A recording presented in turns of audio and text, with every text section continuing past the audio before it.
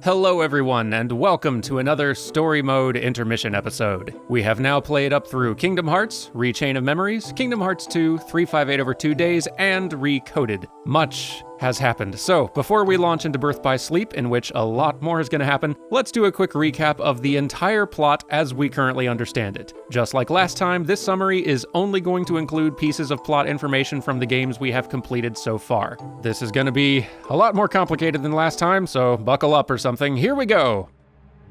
So there was once this scientist king named Ansem on a world called Radiant Garden. He was fascinated by the nature of the heart, so he began to study it with the assistance of his apprentices, and an unusually talented young man named Xehanort. In fact, Xehanort volunteered to be Ansem's first test subject.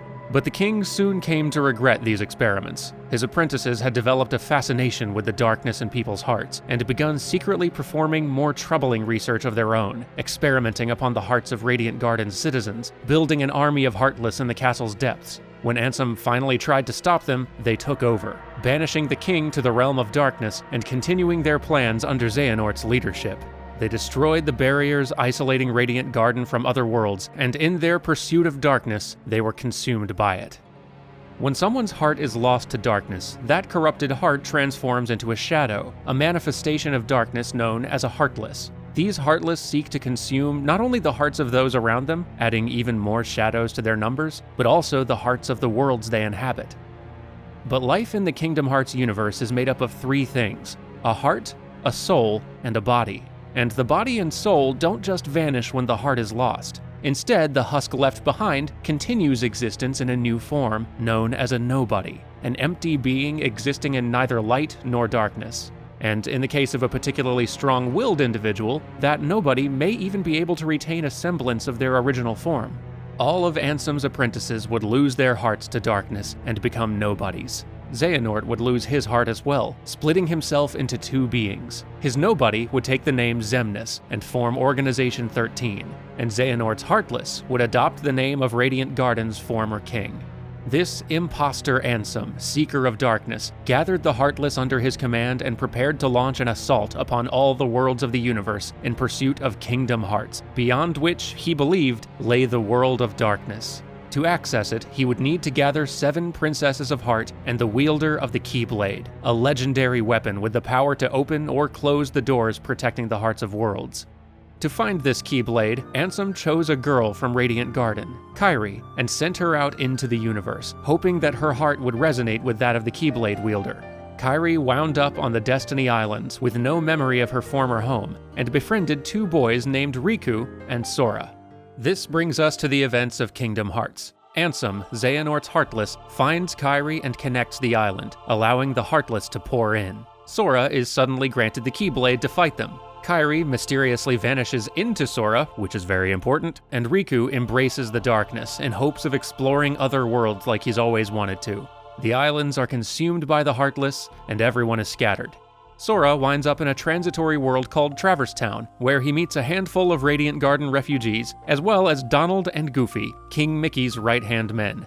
The king had apparently run off to try to figure out why worlds were suddenly disappearing, and left Donald and Goofy with orders to find the Keyblade wielder. And so our 3 heroes travel together from world to world, trying to find Riku, Xiii, and the king. As they travel, Sora uses his Keyblade to lock the doors to the heart of each world, preventing the Heartless from consuming more places as they had his island. Eventually, they do run into Riku, who has fallen in with a grab bag of Disney villains in hopes of helping Xiii, who seems to have lost her heart and gone comatose. Everything comes to a head at Hollow Bastion, the broken husk that remains of King Ansem's domain.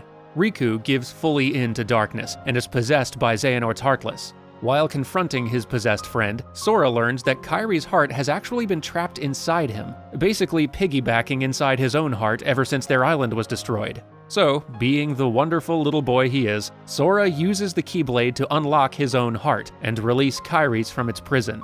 Xiii awakens just as Sora turns into a Heartless. Fortunately, she's able to call his heart back from darkness to save him, probably because she's a Princess of Heart. Don't worry about it.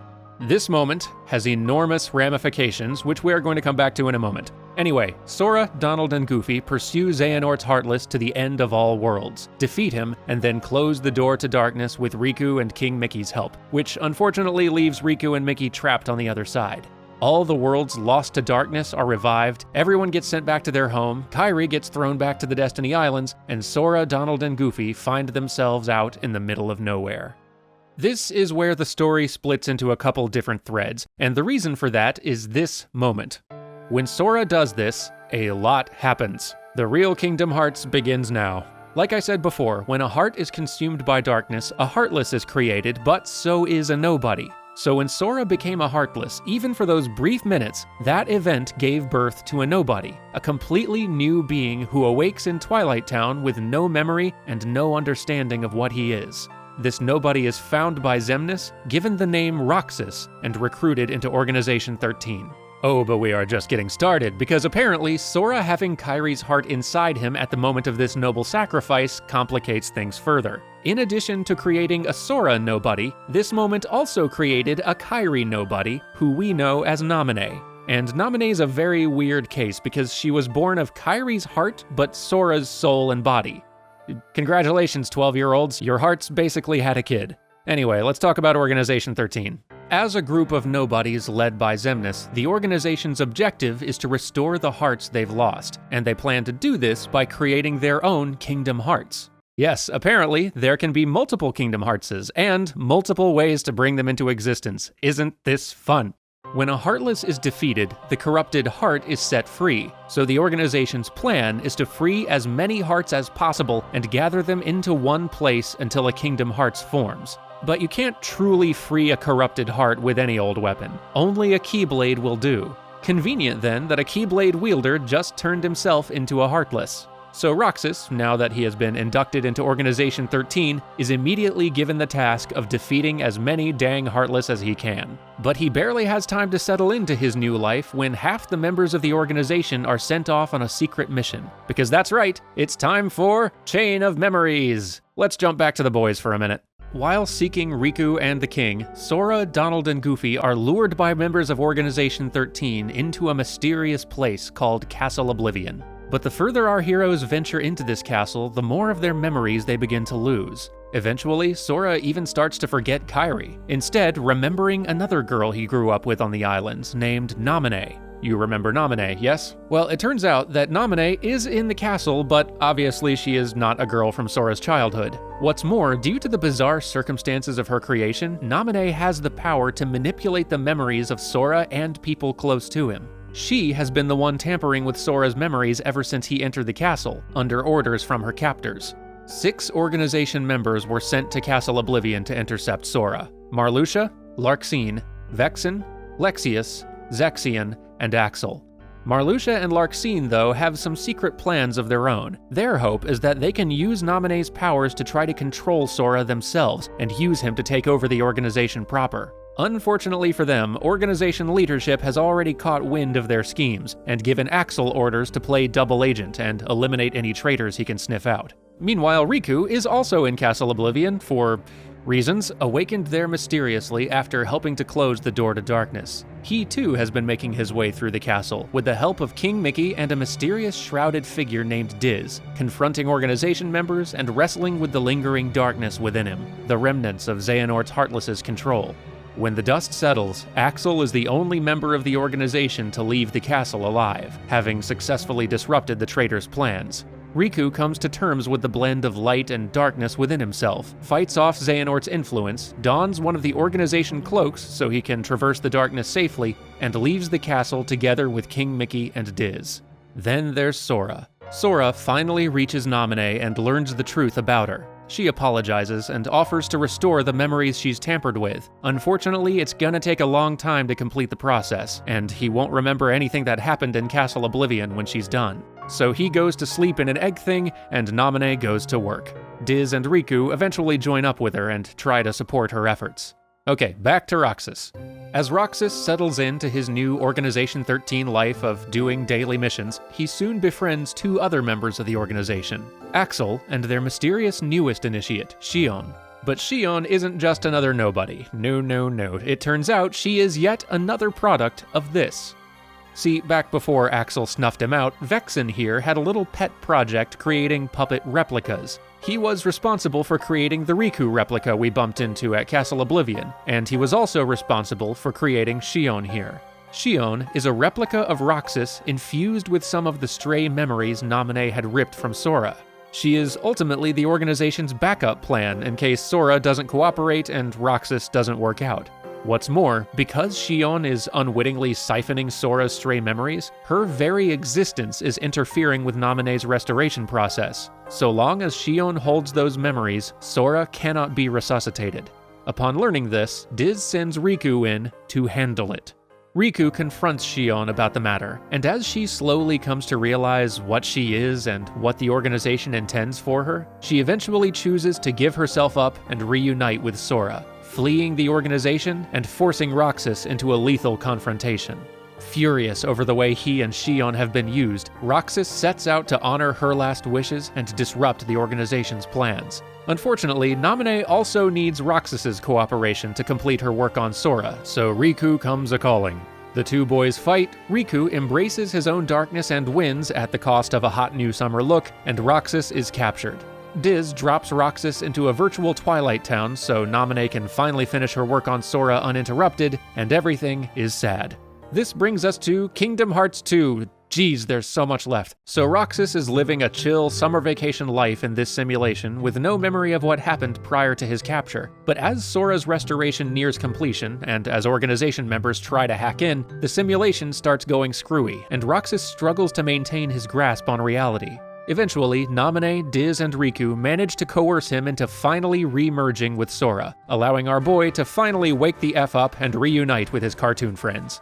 The crew is given a briefing on the Organization 13 situation by King Mickey's old mentor, Yen Sid. Sora finally gets a change of clothes, and they embark on a new adventure, traveling to Disney World, restoring Radiant Garden to some semblance of its former glory, snuffing out a few more organization members, mourning lost friends, reuniting immediately with lost friends, participating in sea musicals, saving Santa, Kingdom Hearts things. And the organization keeps prodding Sora along. At this point, they've lost their two Keyblade wielders, so the new plan is to just use Sora to collect the hearts they need. Every heartless Sora defeats brings him closer to the organization, but also furthers their plans. Axel, meanwhile, has gone rogue and pops in from time to time trying to push Sora toward darkness in hopes of just getting his nobody friend back, which just feels way more tragic once you've played 358 over 2 days. He even kidnaps Kairi for this plan, but it's okay because it forces the story to stop completely ignoring her. Also, Maleficent is back, and Pete is her new muscle, which is just the best.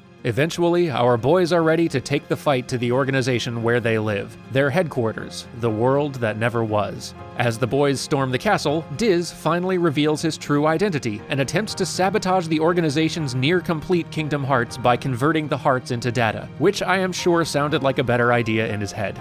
I present to you Ansem, Scientist King! To his credit, he does manage to blow an impressive hole in the darn thing, so at least that. Also, Sora, Riku, and Kairi are finally reunited. Riku still looks different, but then he stops, and that's nice. Sora and Kairi learn about their nobody children, and they all have a touching reunion. Then they all clean up the last few organization members, Sora and Riku defeat Xemnas, and after spending a few minutes trapped in the world of darkness, the lot of them return home to the Destiny Islands where they can finally rest, catch up on their lost childhoods, and peacefully live out the rest of their Okay, well, it's time for Kingdom Hearts Coded. This is still going. Ugh. So King Mickey, Donald, Goofy, and Jiminy Cricket, who I don't think I mentioned him up to this point, sorry, return to Disney Castle. See, Jiminy has been tagging along with the boys this entire time, and has been trying to chronicle their journeys in a collection of journals. But when Jiminy goes back through them, he spots an entry that he didn't write. To investigate this mystery, Mickey digitizes the journals, creates a digital world inside them, and sends a digital version of Sora, Data Sora, if you will, to find the cause. So on Data Sora goes, fixing bugs in the datascape and pursuing a mysterious cloaked figure. Unfortunately, Mickey and the rest soon find themselves absorbed into and trapped in the digital world they created, and they are greeted by a personification of Jiminy's journal, the mysterious cloaked figure, Data Riku. Together, the lot of them try to troubleshoot whatever the heck is wrong with the dang journal. Eventually, as Data Sora dives deeper into this datascape, into scenes and places even he doesn't remember, confronting yet another mysterious hooded figure, he begins to feel a sadness for the things and the people he should know but can't remember. This is by design, it turns out. This page in the journal was specifically engineered to help Sora come to terms with hurt, to wrestle with the pain that all the separate parts of him experienced individually before becoming part of him again.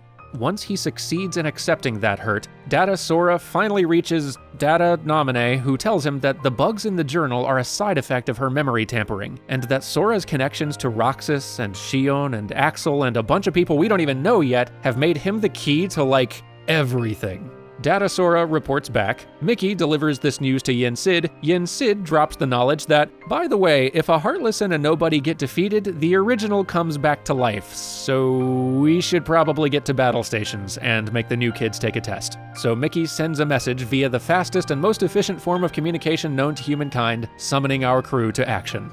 See, who says Kingdom Hearts is complicated? Thank you for watching, I hope this was helpful, and I will see you all tomorrow as we start our story mode playthrough of Kingdom Hearts: Birth by Sleep. Until then!